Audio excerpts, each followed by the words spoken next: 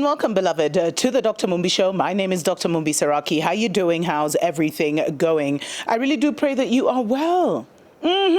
In all your ways, and that you are moving into living life truly on your own terms. I want to thank every single person that supports us through our Patreon and our PayPal accounts. Appreciate, love each and every one of you. You've really enabled us, to do so much just in terms of, look at the bamboo, it's literally in me, just in terms of continuing to keep the show going and to share the stories that really point to the great awakening that is happening among our people. And, I just special shout out to Sheer Essence Unisex Barbershop. Hey, Bridget BM, Penny Phillips, longtime supporter, Arnold Carrington, longtime supporter. Thank you so much. Suddenly Mightier, Crosby, Phoenix, Nagai, and many, many others. I appreciate, love each and every one of you so much for your support.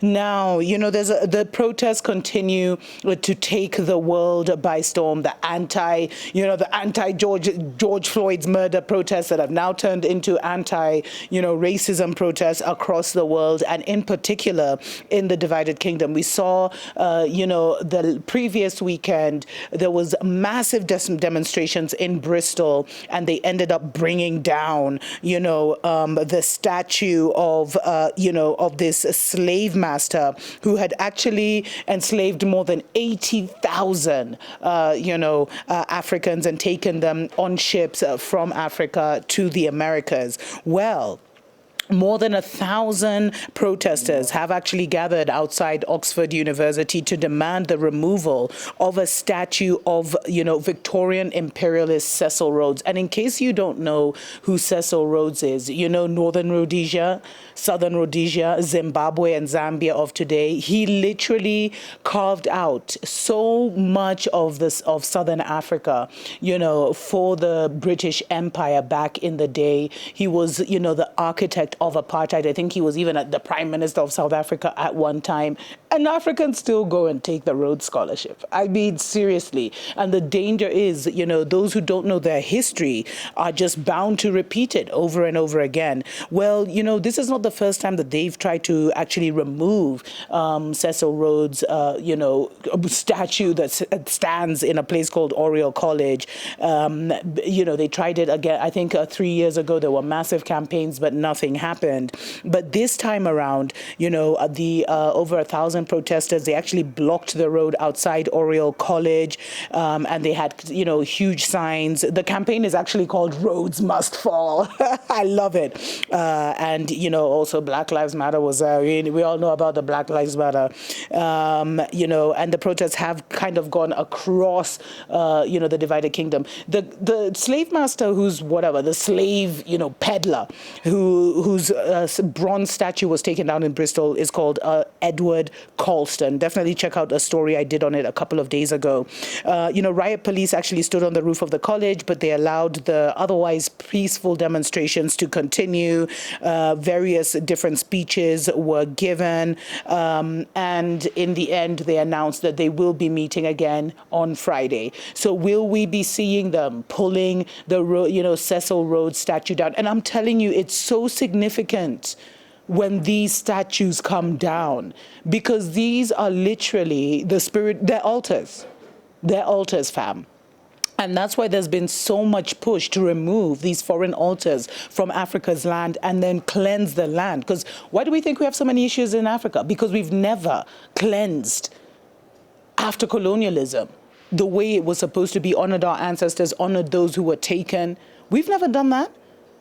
And some of these statues are still hanging.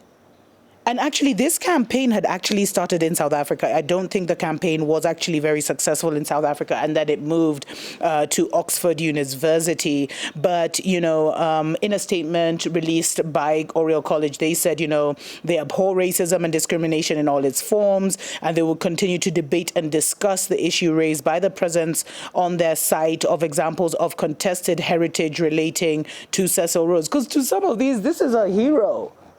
He's a hero. You see, we'll continue debating whether, the pros and cons. And I think that's what a lot of Africans, and global black nation, global Africa is saying. We don't, enough with the emotions, enough with all the Mzungus coming out and rioting and saying we're together and everything. What we want is real change, legislation, reparations. Some countries have never even apologized for colonialism or slavery.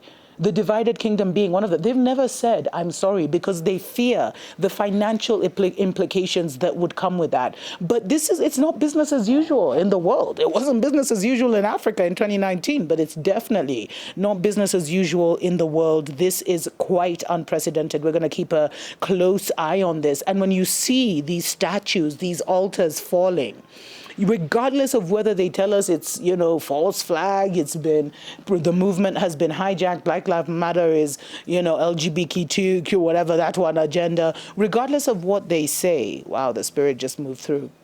Regardless of what they say, when these things spiritually, Babylon is falling. Spiritually, so much of the foundation is just crashing. Anyway, let me know what you think in the comments. Until next time, beloved, tuko pamoja.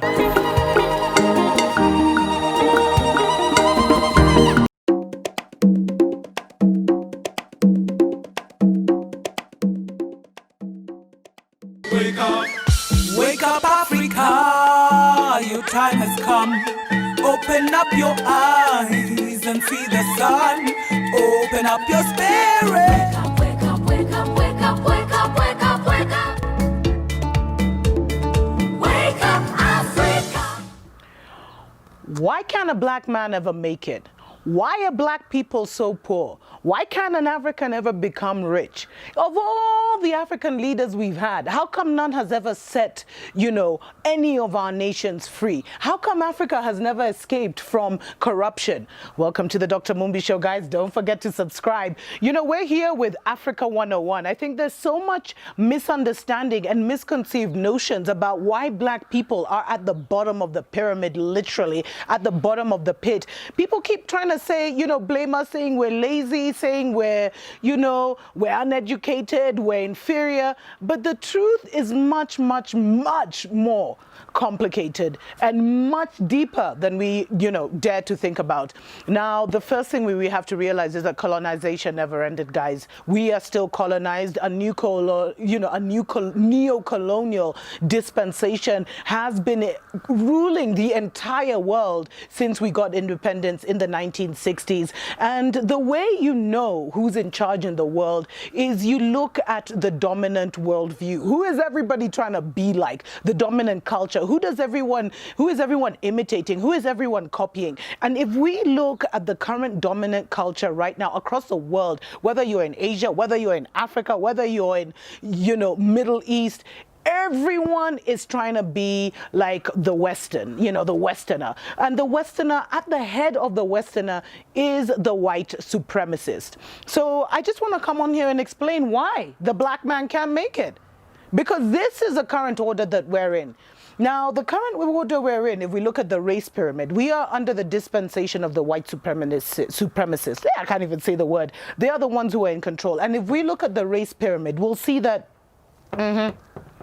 this is where we are, guys. This is where this is where the global system of control, the global system of politics, the global social order places us at the bottom of the pyramid. As we are still seen as slaves, we are still seen as the workers, the unskilled labor. Now, right after this, we get the rich black people. So in case you're wondering, why can't our African leaders do something? Why can't our African billionaires do something? Why can't Obama set, black America free?